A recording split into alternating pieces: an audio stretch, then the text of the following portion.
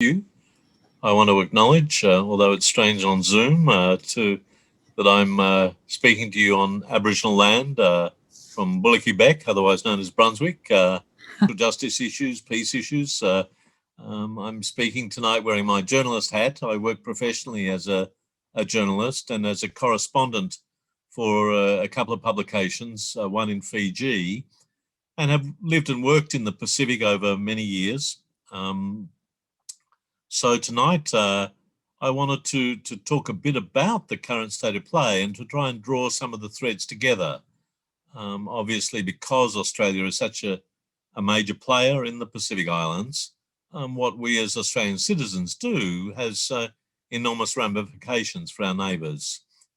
I'm going to see if this works and share the screen to put up a map. Some of you may know the region well, others not so much.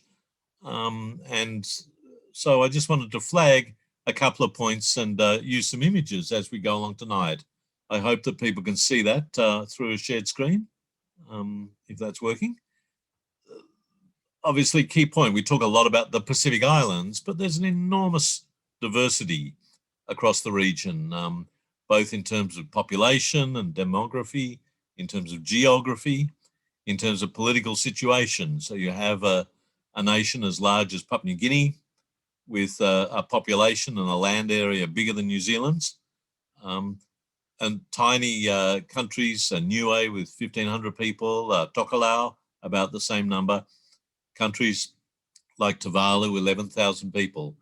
The political structure, of course, is enormously different too, where you have the monarchy in Tonga still, a number of republics, but also what the UN in their jargon talks about as being non-self-governing territories, what in less polite times we'd call colonies. So French Polynesia and New Caledonia, French dependencies, Guam in the Northern Pacific, up here as a US territory and a major part of America's forward deployment into the Western Pacific and so on. So I just flag that diversity because it's particularly true in terms of geography, where some countries are very much low-lying atoll nations. So here in the Central Pacific, the Republic of Kiribati or Tokelau, the Marshall Islands, are very low-lying areas, whereas, of course, in the island of New Guinea to our north, the highlands are obviously facing different sort of environmental challenges. And Kiribati is a huge area spread across the Central Pacific, 3 archipelagos. There's about 820 odd square kilometres of land and 3.5 million square kilometres of ocean. It's a large ocean state, about the size of Australia, roughly.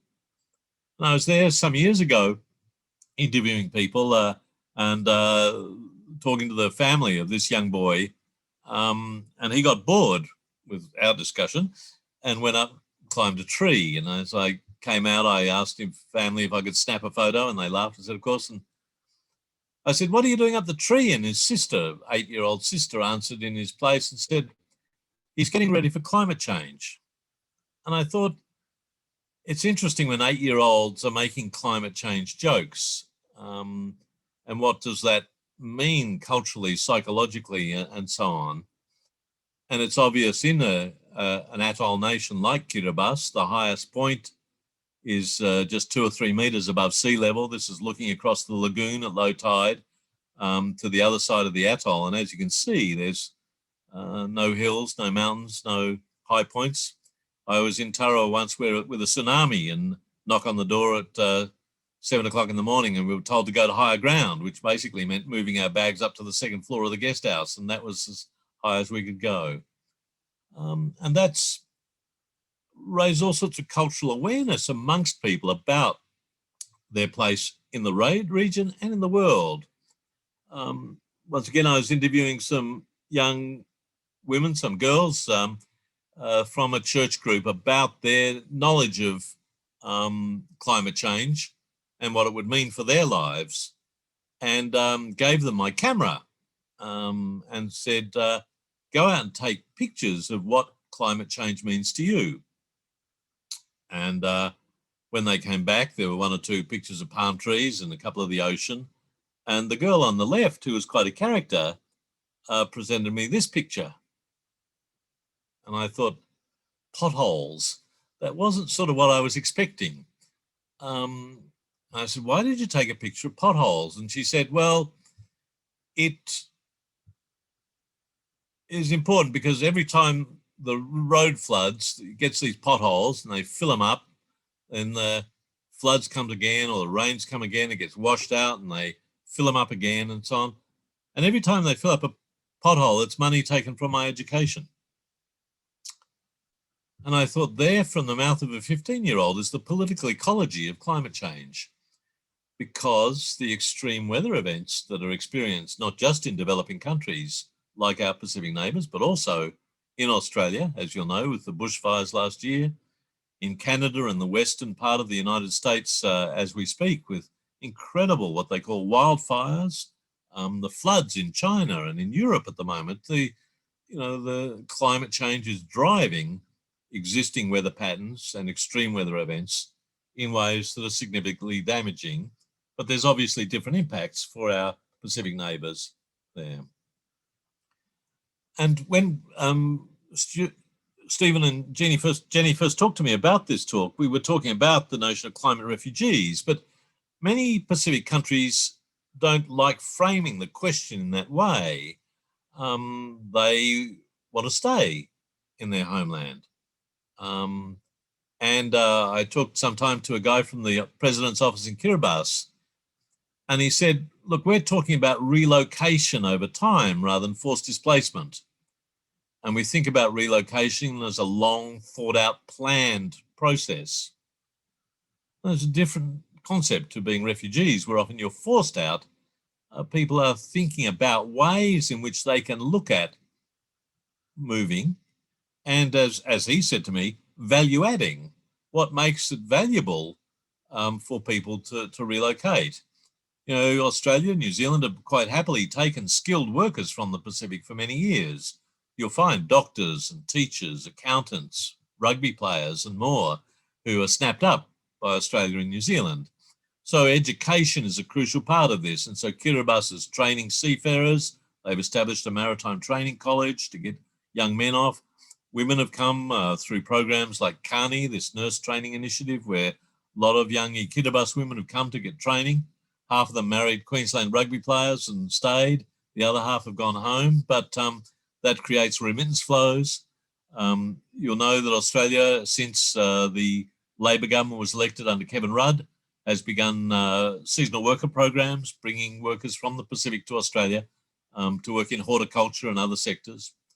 So this idea of Kiribati being part of a global movement of labour is a framing of this question about the possible forced displacement because of climate effects.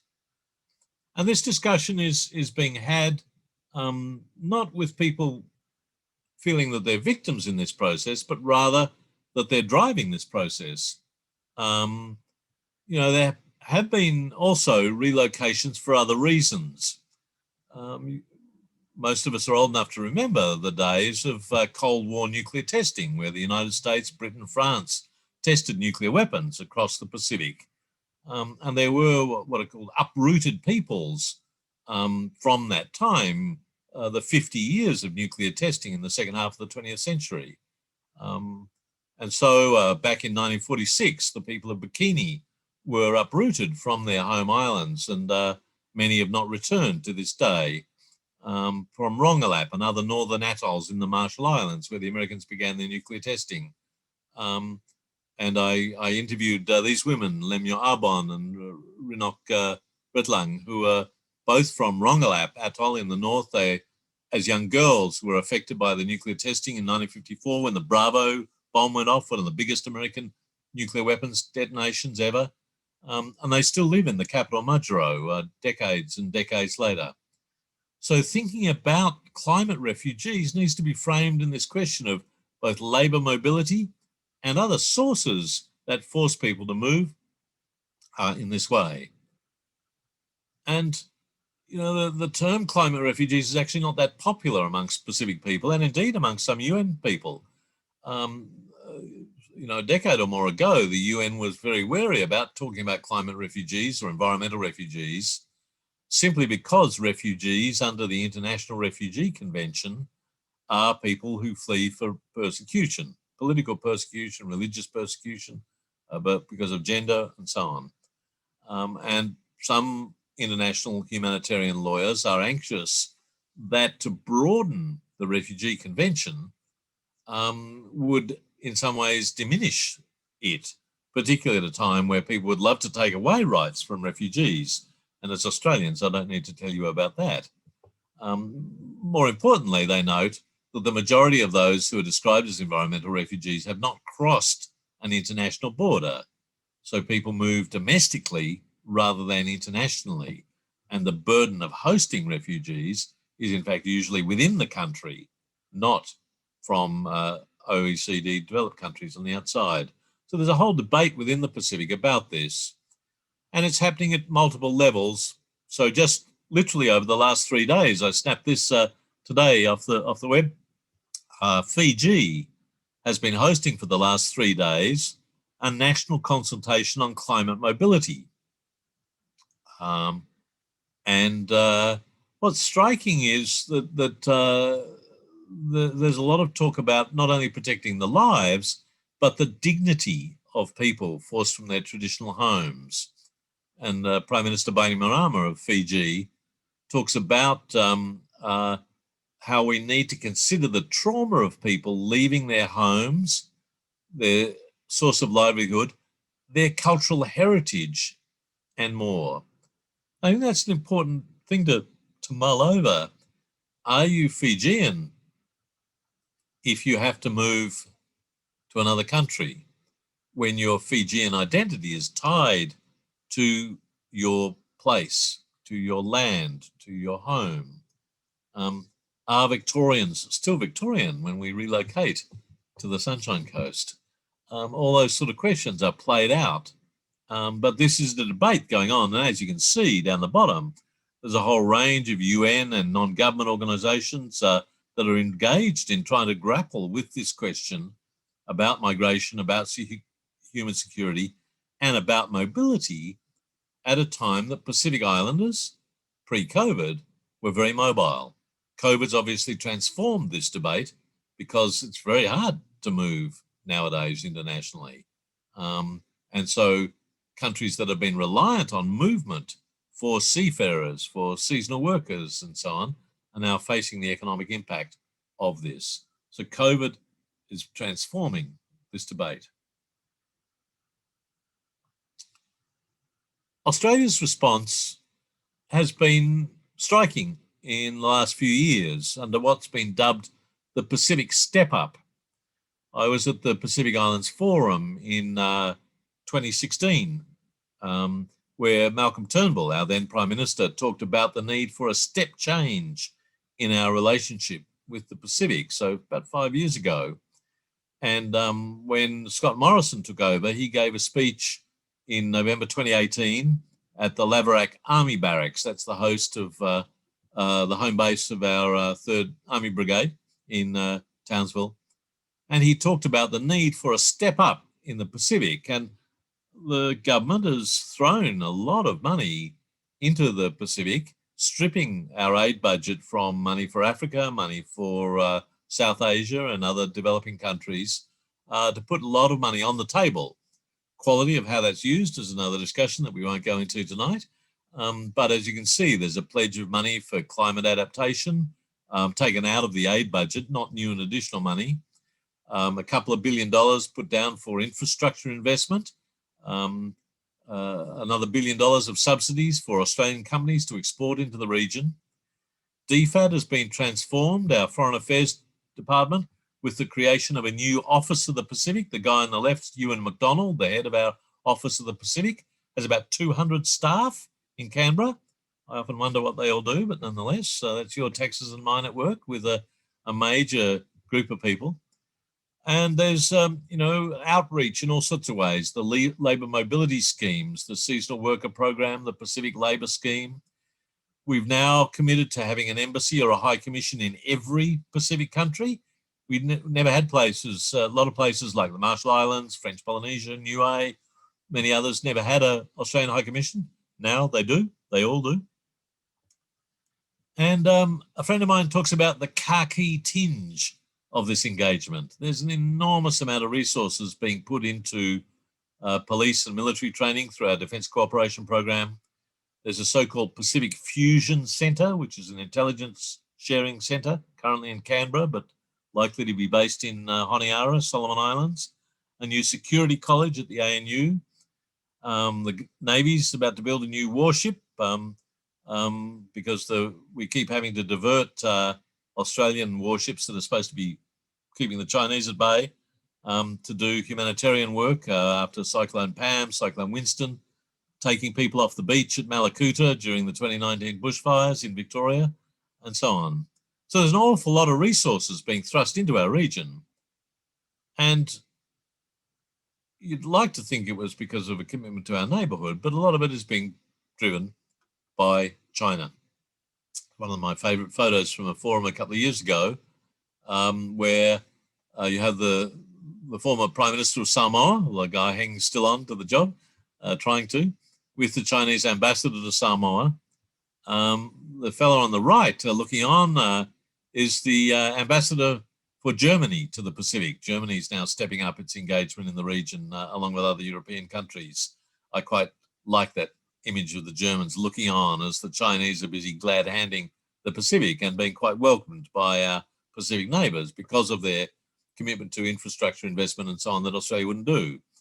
And you only have to read the papers over the last couple of days that your taxes and mine are about to underwrite Telstra for a consideration of them buying out Digicel, the largest mobile phone company in the Pacific. The Chinese have offered to buy it, and so Telstra won't stop up without taxpayer underwriting. And so we're talking some billions of dollars for this. So a lot of this is being driven by a concern about China and its growing influence amongst Pacific Island countries.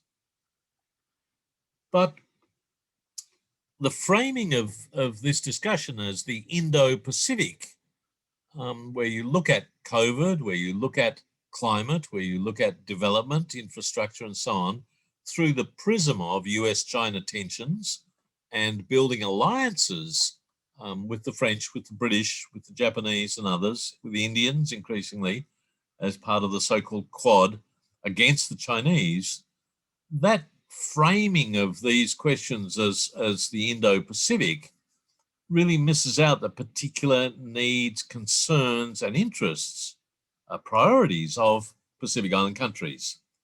And one of the criticisms that come from many of our Pacific neighbours is, where's the Pacific in the Indo-Pacific? The framing of this increased engagement by a whole lot of players, particularly by sending the odd aircraft carrier, as the British are doing at the moment, to the South China Sea, where's the Pacific Island focus in that? And the Pacific in the last 5 years has been trying to frame their agenda through a trope they talk about, the Blue Pacific.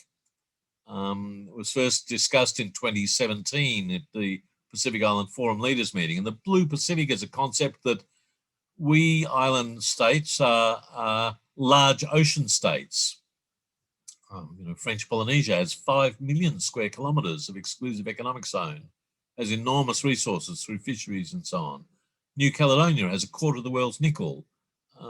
We have votes in the UN. We are powerful players in our own way in climate negotiations and so on, just by pure numbers. A quarter of the UN membership is small island developing states in the Caribbean, in the Pacific, in the Indian Ocean. There's an awful lot of votes that people need to come and look for. So the Pacific's been using this Blue Pacific framing to talk about it. And in 2018, they signed an agreement in a declaration in Nauru, hosted by then President Baron Wonga, who you can see in the photo. And the Boy Declaration was trying to redefine security, looking beyond the sort of traditional national state security notions, building up an army, building up your police force and so on, to, and I quote, an expanded concept of security, inclusive of human security, humanitarian assistance, environmental security, regional cooperation, building resistance to disasters and climate change, cooperation, support, not words that are normally used in the realpolitik of the Indo-Pacific discussion that you'll find coming out of most Australian think tanks. And one of the most interesting sections of it was that all leaders, dare I say, including Australia, Maurice Payne signed this declaration in 2018, our then Foreign Minister, reaffirming that climate change remains the single greatest threat to the livelihoods, security, and well-being of the peoples of the Pacific. And we want to implement the Paris Agreement. Climate change remains the single greatest threat to the security of Pacific peoples. It's an important statement, and the obvious corollary is, if all these countries that are coming to the so-called Indo-Pacific region are addressing security concerns and allocating resources, as we've done through the Office of the Pacific, through our aid programs, through our fusion centres, our security college and so on, are they allocating resources proportionally to address this greatest security threat? And I'd argue, of course, that they're not. That a lot of our spending in the Pacific, and indeed more broadly, is about addressing national state interests around security. And you only have to look at the $90 billion we're spending on French submarines at the moment to give you a symbol of that focus. If only we were spending $90 billion on the greatest security threat of climate change.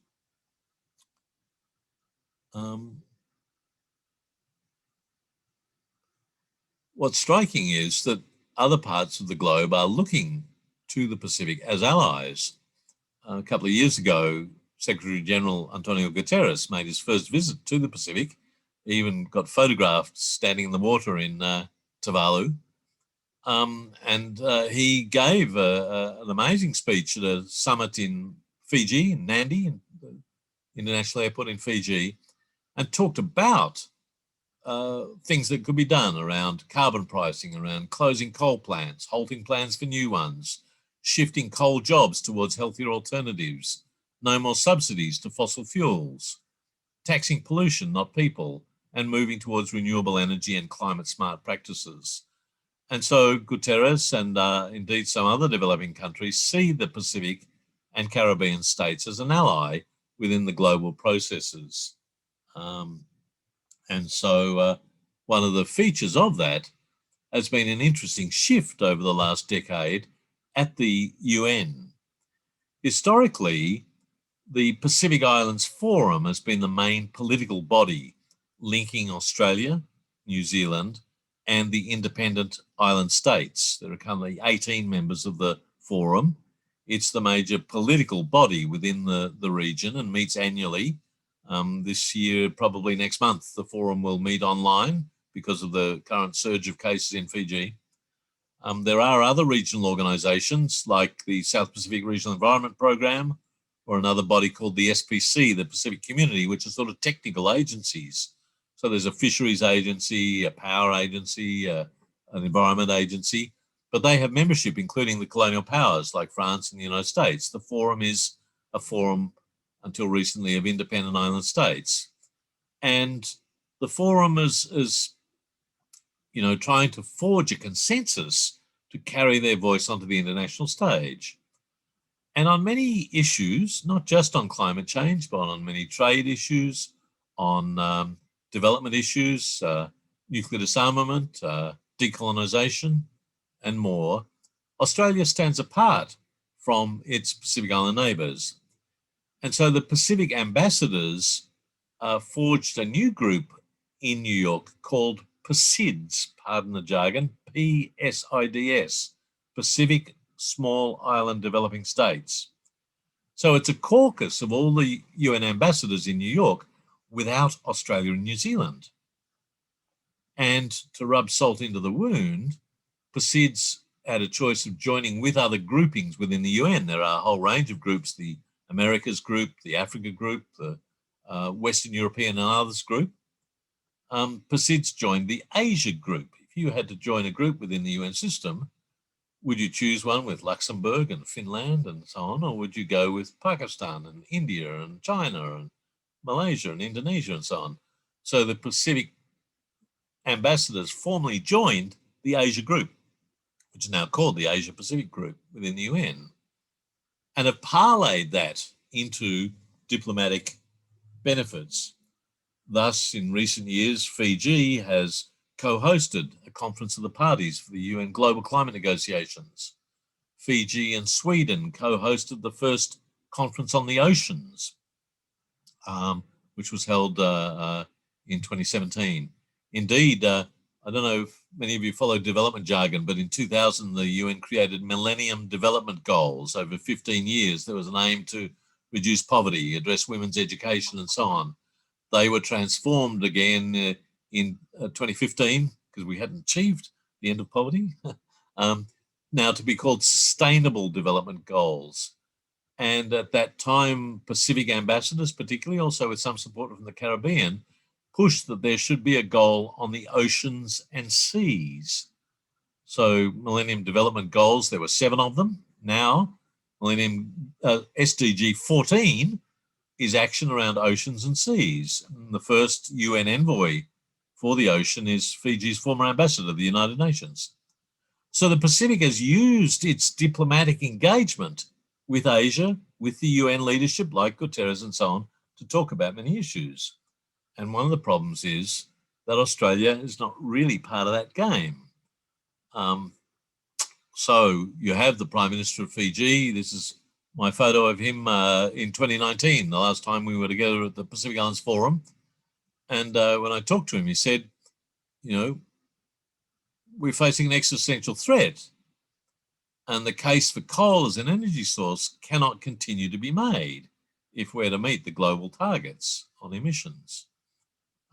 Then President of the Marshall Islands, Hilda Heine, talked about quite openly that Marshall Islands was discouraged and disappointed that Australia is using coal for their power generation. Also heard that Australia's stopped funding the Green Climate Fund, which is a global mechanism for climate finance. Donald Trump had similarly pulled out US money from the Green Climate Fund, and we followed him down that path, and they hoped would consider, given that many countries rely on overseas funding to meet the technology transfers and purchasing renewable energy and so on that's required for every country to do so. And the forum chair, this is me on the second from the right at the press pack. No matter how, but it's not enough for Australia to put money into climate adaptation. No matter how much money you put on the table, it doesn't give you the excuse not to do the right thing, cutting down your emissions, not opening your coal mines in the Galilee Basin. So I think going right back to the beginning of the talk, and I'll stop talking and really open up for discussion, is to flag this tension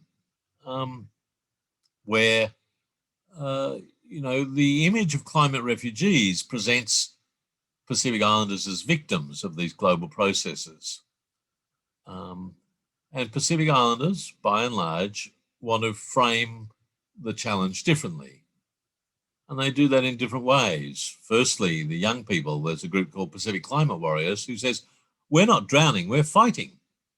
And so you have Aneli Sopoaga and other leaders, I know Titong and many others, who've been active participants for more than 2 decades through all the global UN processes around biodiversity, around climate change, around decolonisation and so on, advancing their case. So they're not sitting around waiting for someone to save them. They're out fighting for this. The second point that's made is these are global challenges that affect every country. And as Victorians, been through the bushfire season in 2019, 2020 summer, it's pretty obvious. You only have to look at the floods in Europe at the moment and in China, the wildfires ravaging Western United States and Canada, the drought and so on.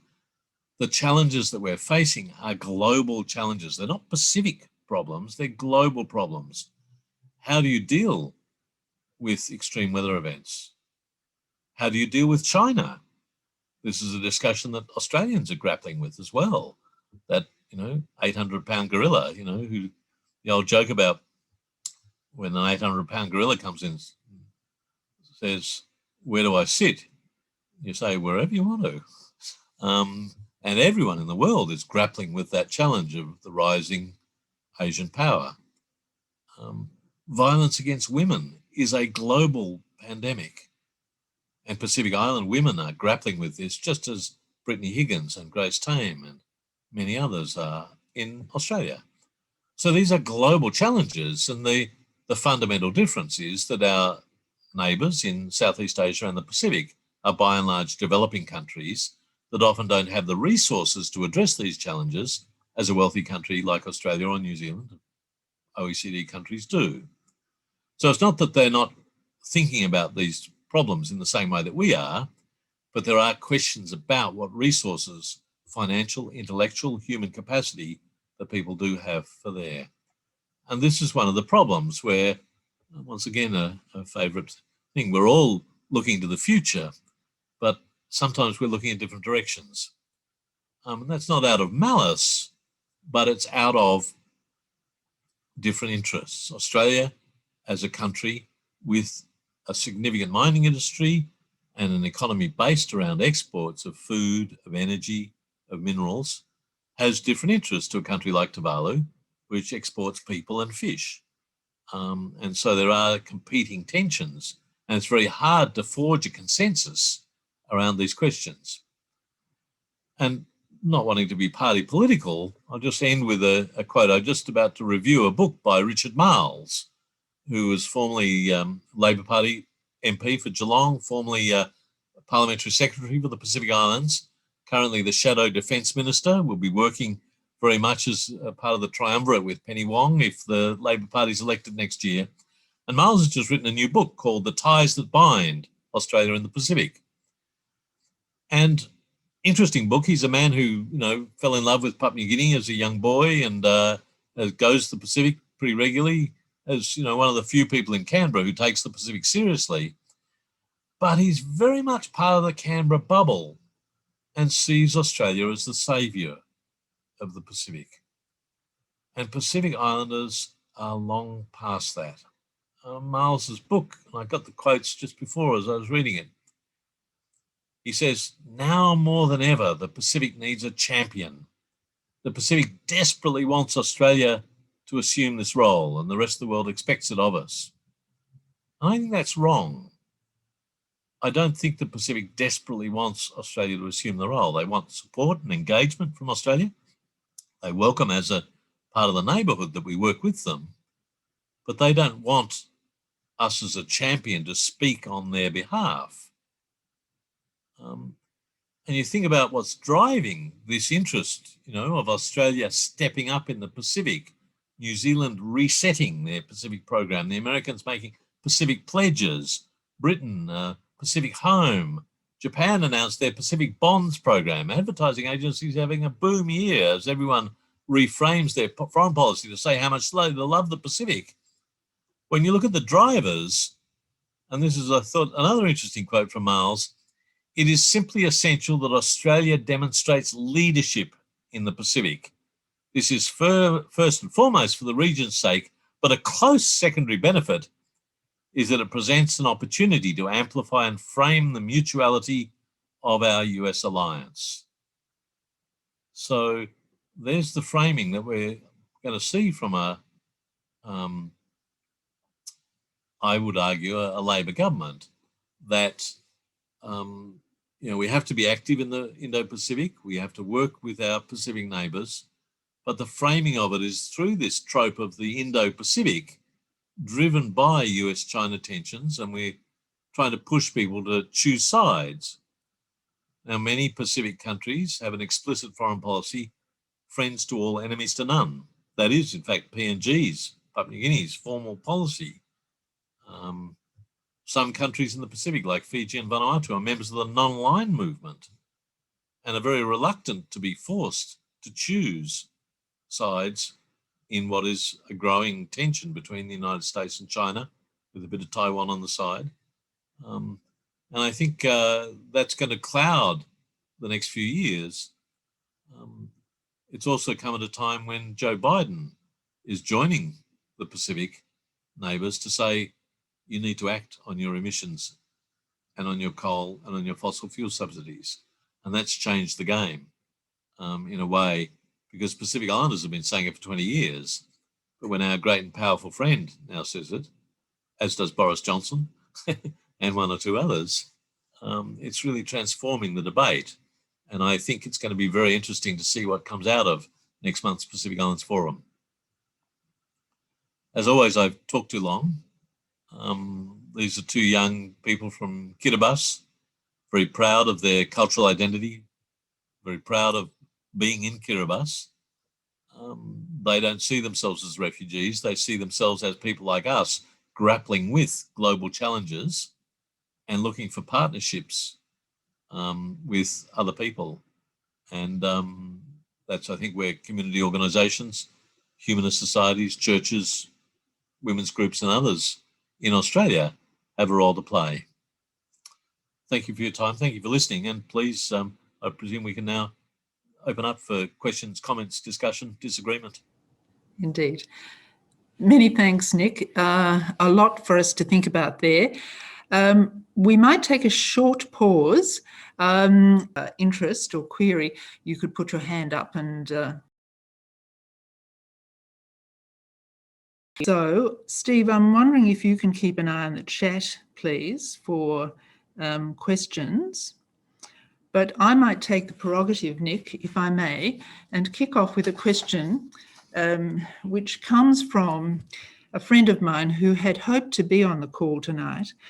And I should set the scene a little bit by saying that he's an Englishman who went to work in Tuvalu as part of the colonial service.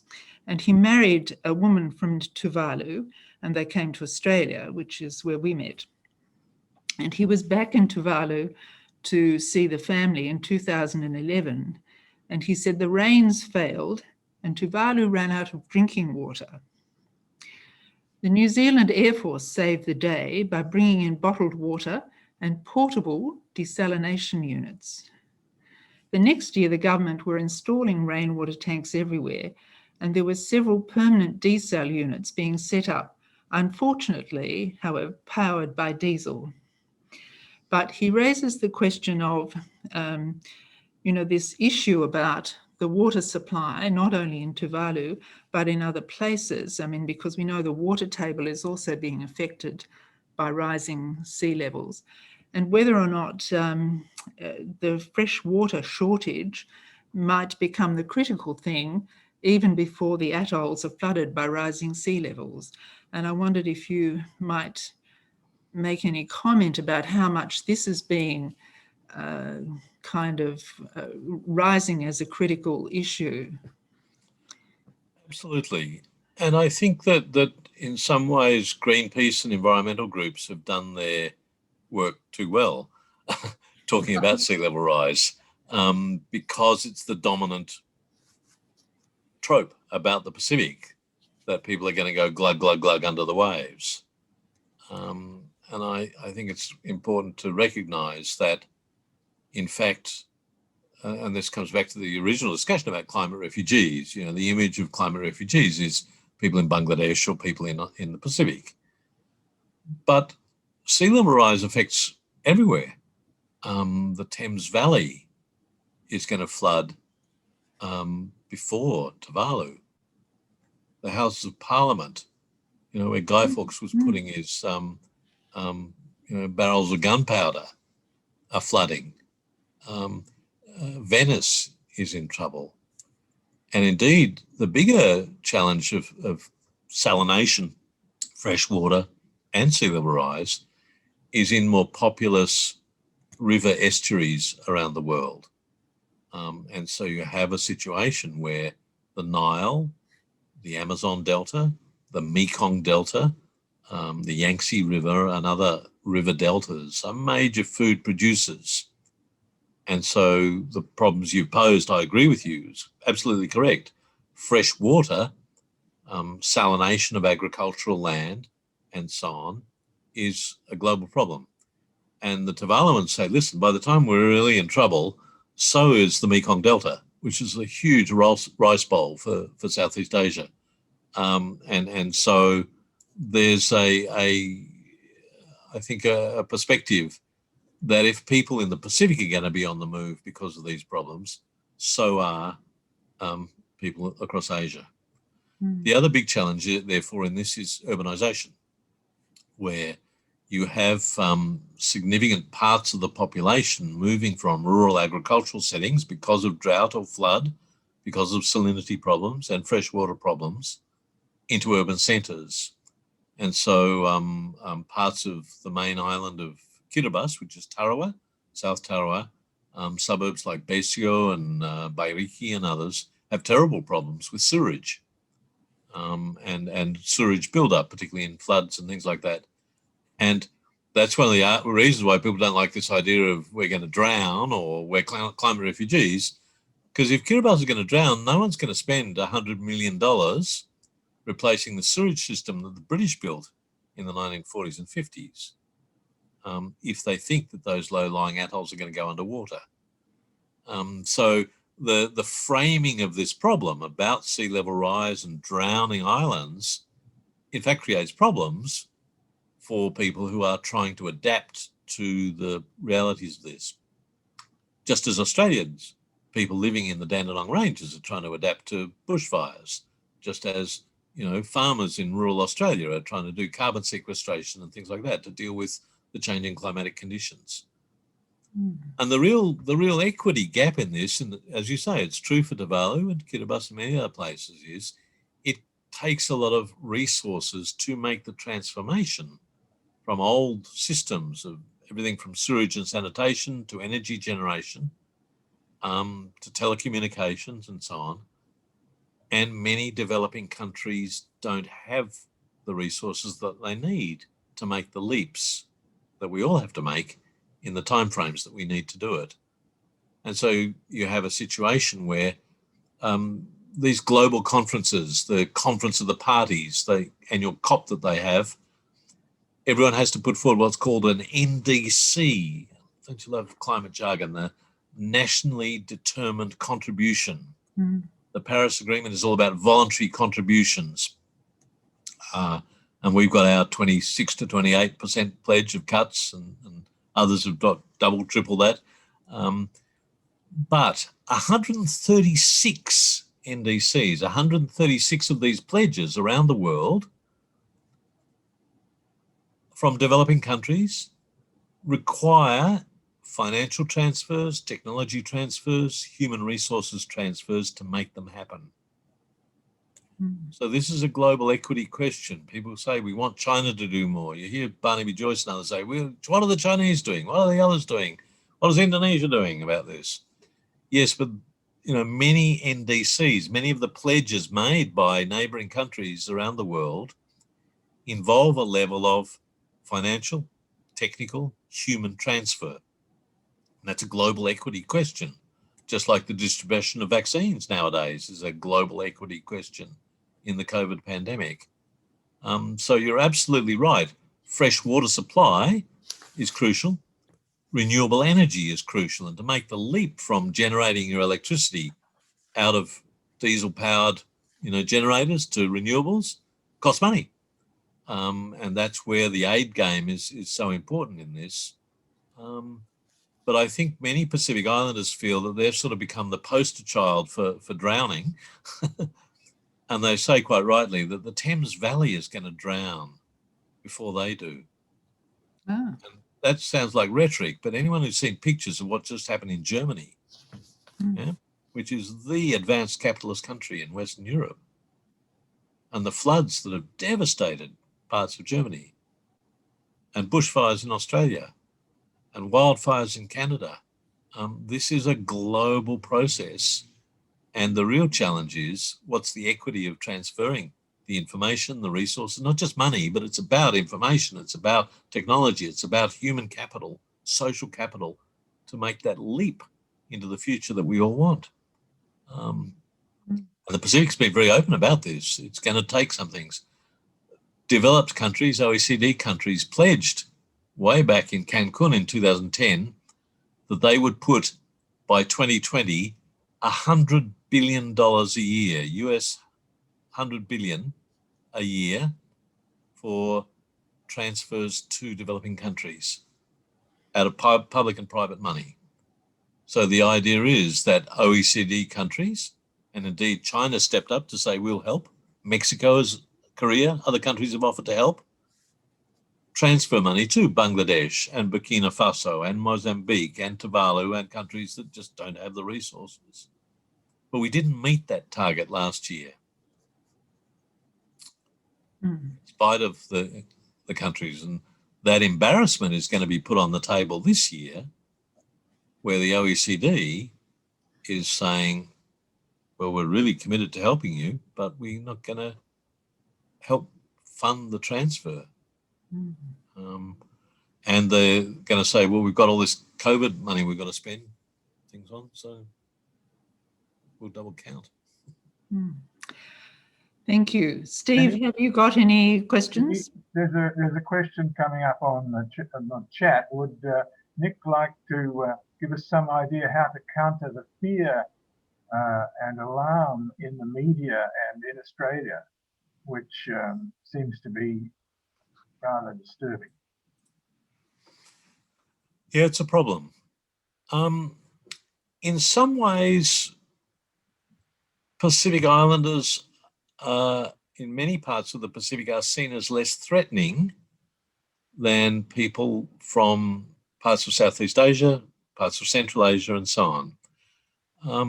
And you see that with the seasonal workers who come here, you know, right across rural Australia, the Atherton Tablelands, the Murray Valley, Riverina, and so on. There are many Pacific Islanders picking fruit. Two things help them integrate into these often conservative rural communities in Australia. One, they're Christian, and indeed they're much better churchgoers than most of us. And secondly, they're good rugby players. And so you suddenly find the Mundubbera Tigers in Queensland have won the cup for the last 4 years because they've got some rather burly Tongans on their team and so on.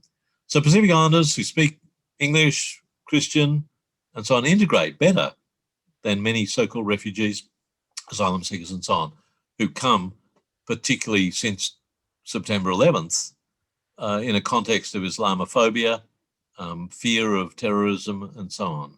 So to that extent, Australians by and large feel more akin to people from the Pacific, I'd argue with the exception of Papua New Guinea, in a funny sort of way as our former colonial dependency. People have a pretty racist attitude to Papua New Guineans in Australia. And there's a sort of, you know, I worked in Papua New Guinea with the volunteer program in my youth for 4 years, and I loved it, had an amazing time there. Every time I'd fly home and land in Melbourne, taxi driver would say, you've been up with the cannibals, have you? So there's a deep racism against Papua New Guinea in Australia, partly because there's 8 million of them. So people aren't worried that their 10,000 Tuvaluans might come here, because it's not really going to change anything, but there's 8 million Papua New Guineans. And that changes the attitude that people have. I think also the failure of the media, and I say this as a working journalist, I shouldn't be criticising my fellow journos, but you know, Australia has spent $4 billion on the so-called Pacific Solution since 2001. $4 billion to lock up a few thousand people on Manus and Nauru. And most of that money has gone to Australian companies like Construct and IHMS and others who've we've paid off a lot of mortgages, your taxes and I, by spending literally billions of dollars without tenders in many cases to keep a few thousand people locked up in Nauru and Manus. And that is, so Pacific Islanders sort of look at that and judge that. So if I knew the answer of how to deal with this, I'd sell it to you, because I don't. I've been writing about the Pacific Solution for 20 years and failed miserably, frankly, to get a lot of Australians to take the issue seriously. There's a minority, I'd say, of a third of Australians who are deeply shameful about what's happening to the treatment of asylum seekers and refugees. There's 10% who say put them on a boat and send them home. But there's a lot of people in the middle who've switched off.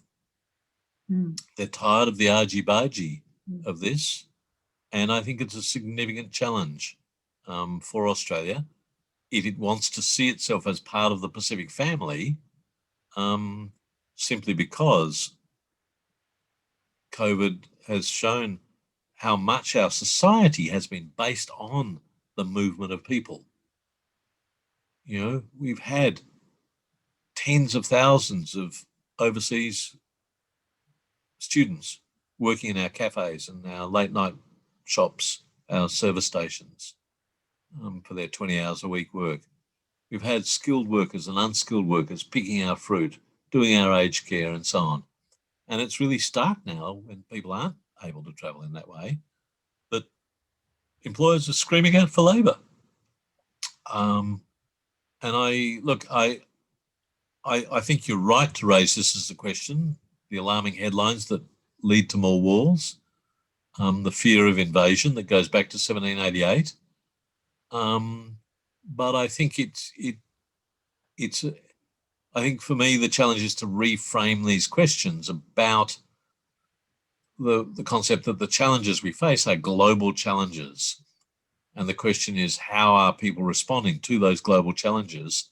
Then you can talk about the equity of resources, of information, of human capital and so on, and work out ways that that can contribute, rather than it being us and them.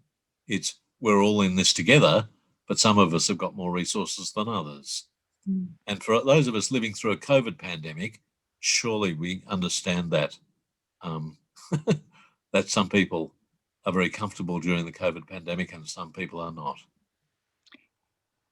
As you've raised the question of the Pacific solution, are you able to comment on how that's regarded in the Pacific itself? I mean, is Australia criticised for that, or not, or just not by Pacific governments by and large, by Pacific civil society very much so. You know, women's groups, church groups, people of faith, people of no faith, are very aware of the horrible inequity of the situation, the obvious human impact on those people stuck in the system, and so on. But there's been a reluctance of Pacific Island governments to criticise Nauru and Papua New Guinea for being involved in this. And part of it, I think, is also a concern about being flooded with people from outside. If you're a country like Tuvalu of 11,000 people, it doesn't take much to change the demographic balance. There are cultural reasons of wanting to maintain strong borders. Going back into history where, you know, the Maori in Aotearoa, New Zealand, the Kanaka Maoli in Hawaii, Aboriginal and Torres Strait Islanders, the Kanaks in New Caledonia, in Chamorros in Guam, in many places, Indigenous peoples have been made a minority in their own land during the colonial era and indeed ongoing because they didn't control their borders. So when they hear Australian politicians talk about, well, we want strong borders, we want to control our borders against these foreigners, it does resonate to a certain extent culturally amongst some Pacific Islanders. Not all. As I say, many civil society people are horrified by the human rights violations, but there is in people's guts. You've also seen that during the COVID pandemic. Many Pacific countries avoided the worst of the pandemic by closing their borders. Right at the beginning, you know, Marshall Islands just banned all flights in March 2020. No flights in, no flights out. And many countries have had a handful of cases, usually returning citizens caught at quarantine at the border, by just shutting down, stopping people coming. So I think that's a challenge for a sort of refugee movement that's often talked about, open borders and free movement for Indigenous peoples, that, and even in Australia, there's a wariness about opening up your borders, let alone international borders, opening up your country to outsiders when you're a minority, and it can have adverse effects. Thank you, Nic. Stephen, do you want to ask your question? Another question has been raised, Nic. What about the Nansen Initiative Protection Agenda? Do you know about that? Yes, indeed. And the Nansen Initiative people have come to the Pacific and held a series of workshops. In fact, I've got the reports if people are interested. This is an international effort looking at this question of mobility, of displacement, and particularly a rights-based agenda around climate emergency, disaster, and so on. Yeah, so there's been a series of case studies done by the Nansen Initiative, meetings, and a number of agencies, as I showed in the slide earlier on, with the workshop in Fiji this week. IOM, many UN agencies, UNHCR, United Nations Refugee Commission, are all grappling with this. And the Nansen people have been in the Pacific a couple of times running workshops and promoting discussion. Yeah, it's also, though, some of these outside initiatives don't engage with the complexities of local cultural aspects. I think it's important for Indigenous peoples to recognise that your place, your land is not simply an economic resource, but it's also very much a cultural, it's part of your identity, it's part of your spirituality. I lived in Fiji for a number of years and worked with a Fijian colleague, a wonderful woman named Petrina Damaro, who did a PhD on internal relocation. And we went out to interview people in the villages who were being forced to move, from the coast to other settings and so on. And, I talked to one chief in a village in Korovo, and he said, well, if I come to Australia, will I still be a chief? And his status was bound up by being in a particular place and having a set of relationships with people. And like many Indigenous communities, your identity is defined not as an individual in the Western liberal tradition, but as a part of a community. And you are defined as a human being by your relationship with others, not just your immediate family, but an extended family, rather than as a person in their own right. It's a different philosophical, cultural tradition. And many Pacific Islanders move between the Western liberal notions of being human and traditional so-called notions of being human. But a lot of that is bounded by where you are. And Aboriginal and Islander people in Australia, it's about being on country, and country being a source of health, of well-being, as much as a place of economy and identity. So those sort of cultural things, I'm not an anthropologist. I come at this with just a layperson's interest in it, but it's really complex. And there's a lot of discussion about that within the Pacific, whether you can meld individual rights-based notions about refugees and protection and so on with the responsibility for the whole community.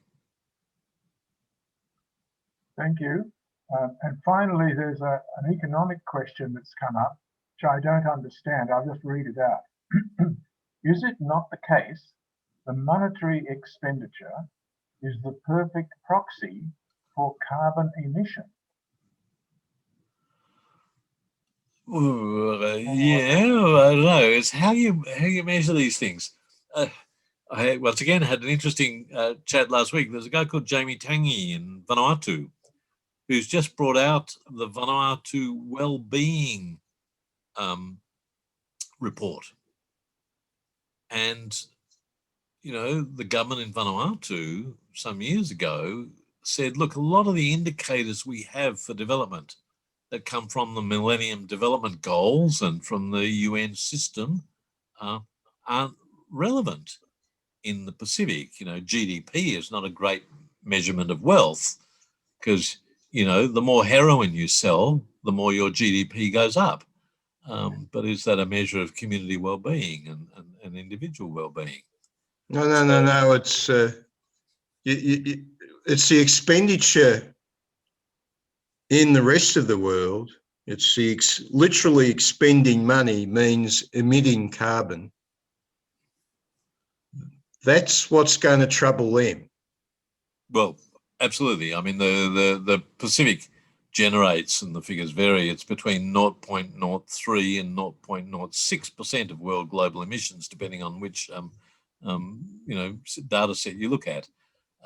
This is clearly the fundamental question of global equity. Major industrialized countries produce more emissions. But that's not just surely diesel plants ran with diesel. It's ridiculous, really, in this sort of climate. What happened to the solar energy or something similar, or even many Pacific countries are making the leap to renewables much faster than we are. Tokelau is pretty much 100%, but Tokelau is 1,500 people, so it's easy to do.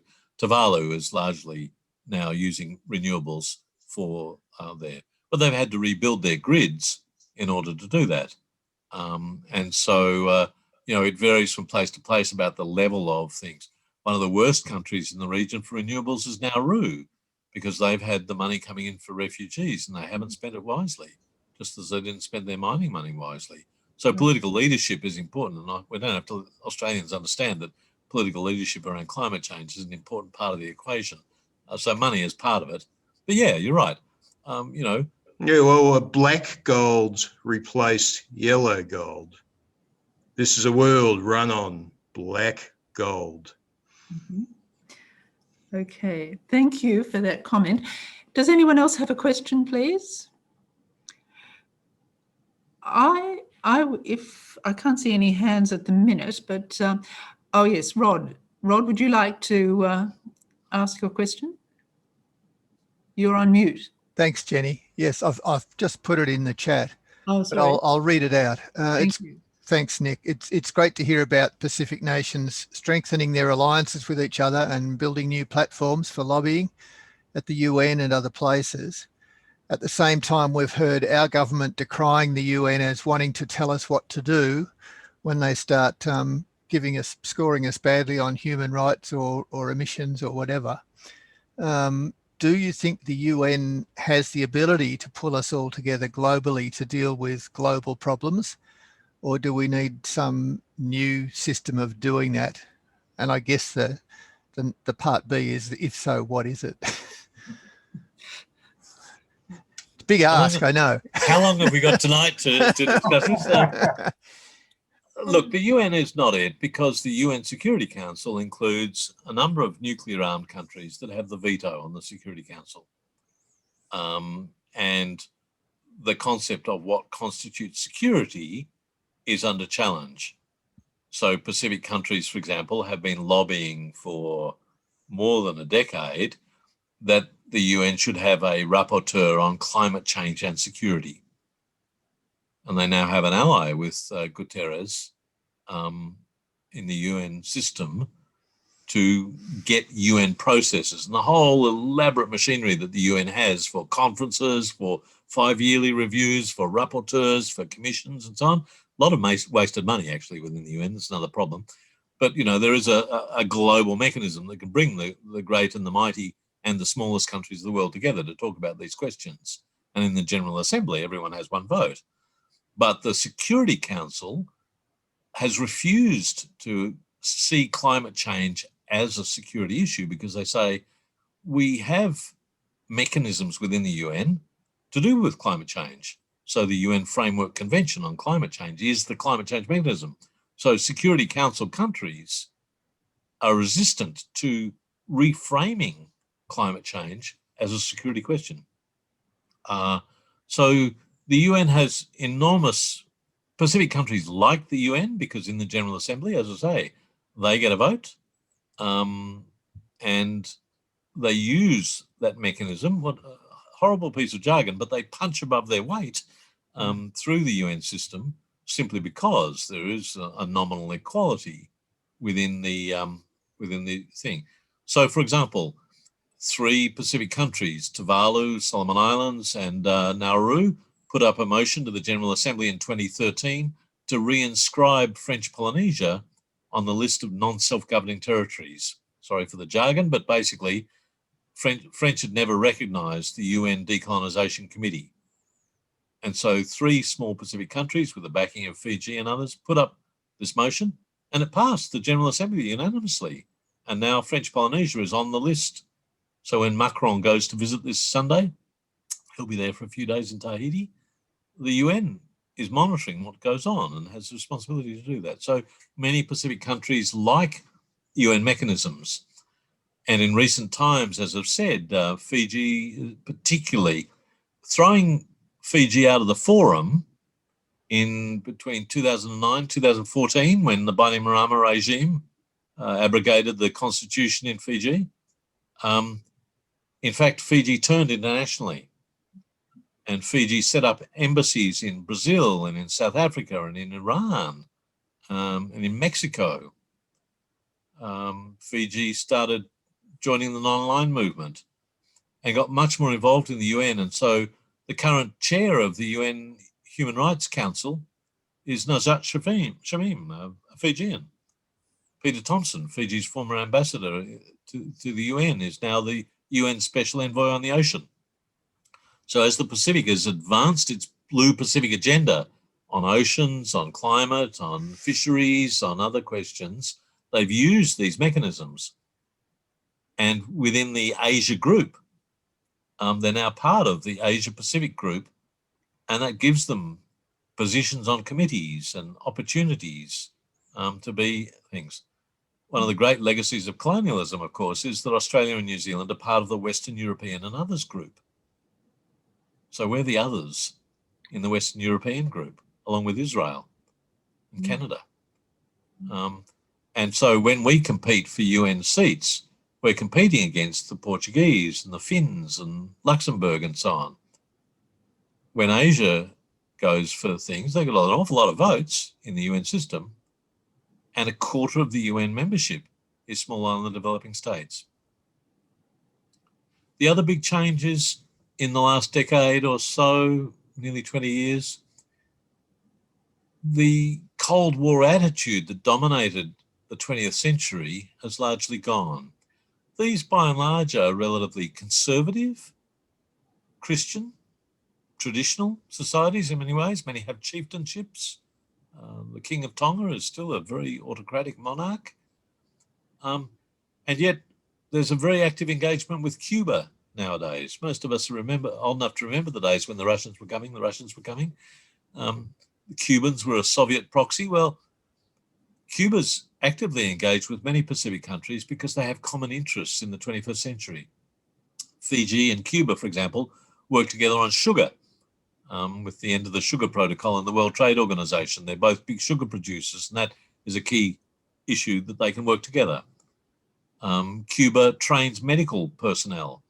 So there's been about 400 or 500 Pacific Islanders being trained in Cuba over the last 10 years as medical officers. And they've come home. A friend of mine who went through the training in Havana, she said, oh, look, in 10 years' time, the Pacific Health Ministers meeting's all going to be in Spanish. The Australians, whenever we want to be rude about the Australians, we'll all speak Spanish to each other. Because literally hundreds of people have been in Havana. And like all young people, they drink together and they bonk together and they have a cultural experience in another country as they're going through their education. And those bonds will define them for the next 30 years of their life. And the Cuban mafia in the medical system right across the Pacific will know each other and come with a primary health orientation. So people in the Pacific are global citizens.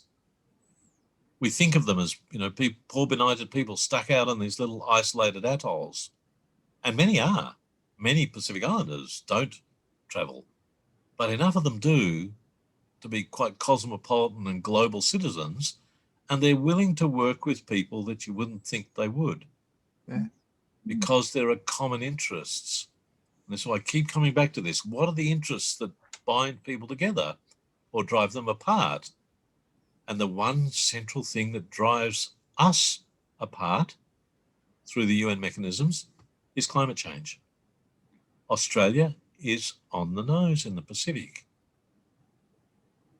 It's not just that we're not doing enough.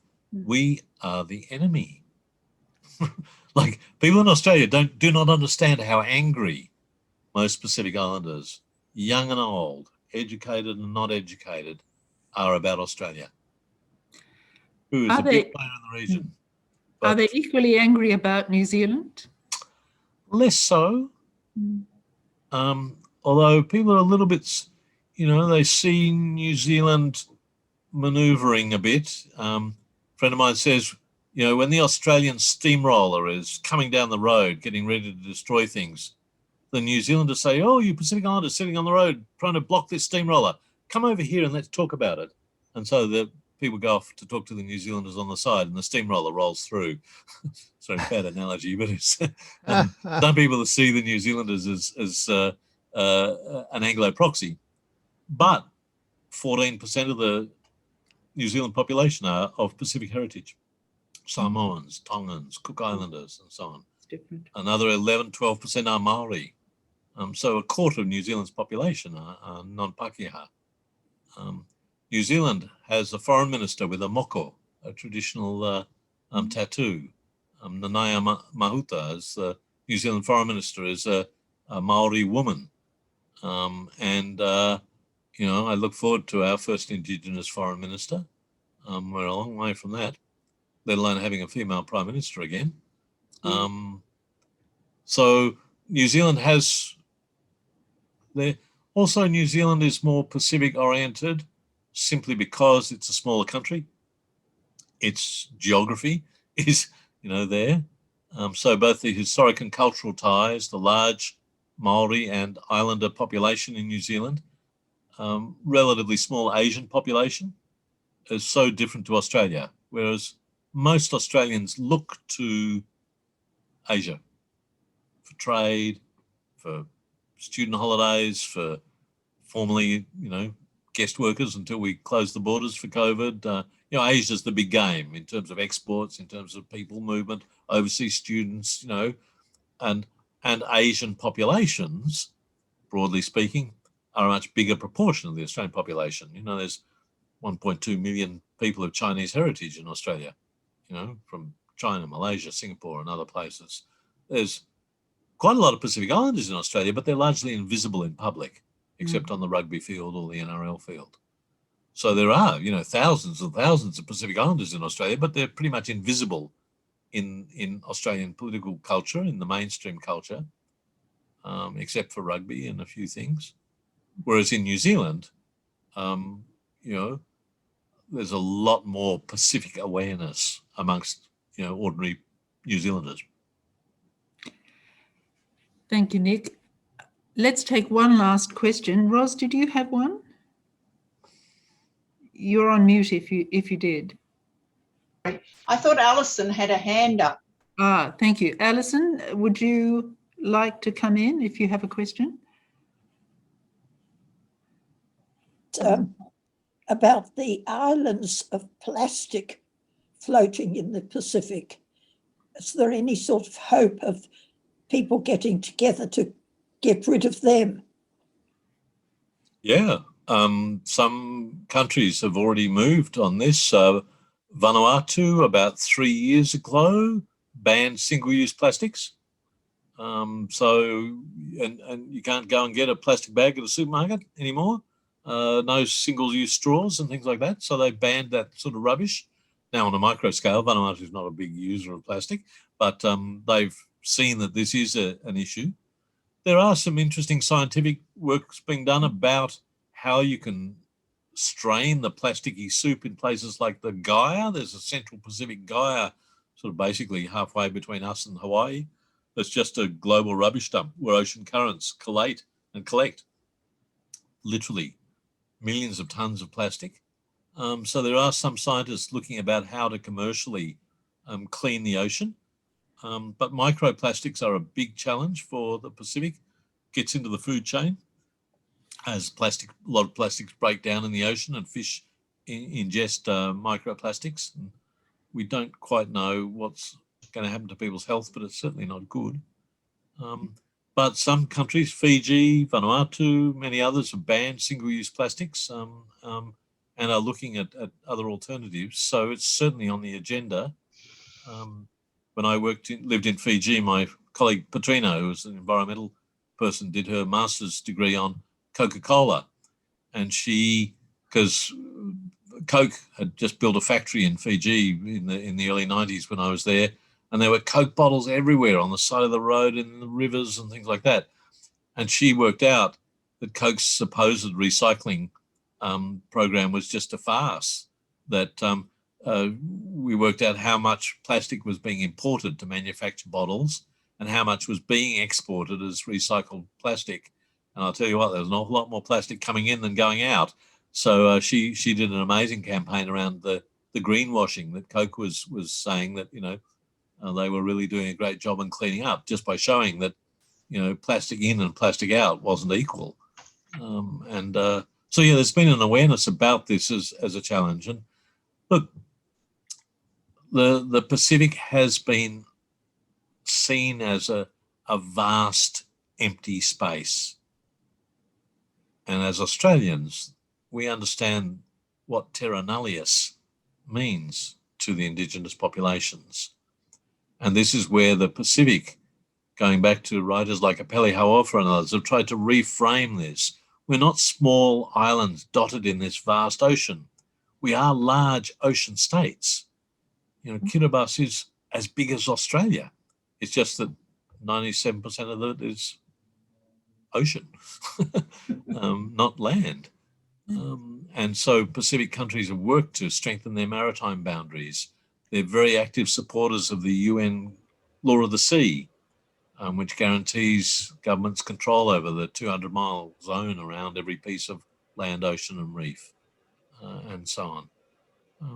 But, the Pacific was the laboratory for nuclear testing for 50 years during the 20th century. Now there's a concern that it will be the laboratory for geoengineering around climate change.